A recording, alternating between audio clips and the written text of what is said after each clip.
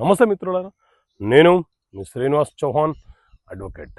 మిత్రులారా, అక్రమ సంతానం వలన కలిగిన పిల్లలకు కానీ లేకపోతే వ్యభిచారులు పిల్లలకు జన్మనిస్తే ఆ పిల్లలకు ఎవరి ఆస్తిలో వాటా కోరే హక్కు ఉంటుంది.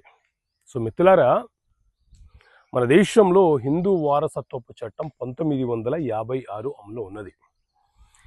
ఈ చట్టాన్ని మన రాష్ట్రంలో 1985వ సంవత్సరంలో స్వర్గీయ శ్రీ ఎన్టీ రామారావు గారు సవరణ చేశారు.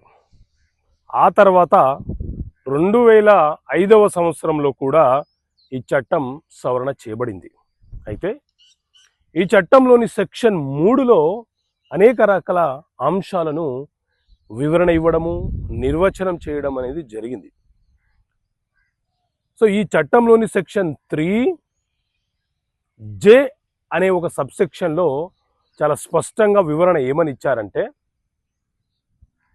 ఒక మహిళ అక్రమ సంతానం ద్వారా పిల్లలకు జన్మనిస్తే లేదా వ్యభిచారము చేస్తూ పిల్లలకు జన్మనిస్తే వారి యొక్క తండ్రి ఎవరనే అంశాన్ని ఆ తండ్రి నిర్ధారణ చేయడు కాబట్టి, అలాగే ఆ తల్లి నిర్ధారణ చేసిన ఆ తండ్రి తప్పించుకునే ప్రయత్నం చేస్తాడు కాబట్టి ఆ పిల్లలకు తల్లితో ఒక బంధుత్వం ఏర్పడుతుంది. కాబట్టి ఆ తండ్రి యొక్క వారసత్వపు ఆస్తిలో కానీ సొంత ఆస్తిలో కానీ హక్కులు ఏర్పడవు. ఆ తల్లి యొక్క ఆస్తులు ఏవైనా ఉంటే ఆ ఆస్తుల మీద ఆ జన్మించిన పిల్లలకు హక్కులు సంక్రమిస్తాయని చెప్పి ఈ సెక్షన్ చాలా స్పష్టంగా వివరణ ఇవ్వడం జరిగింది. సో మొత్తానికి అక్రమ సంతానము, సక్రమ సంతానం అనే 2 విధానాలు మన దేశంలోని చట్టాల్లో పొందపరచడం జరిగింది.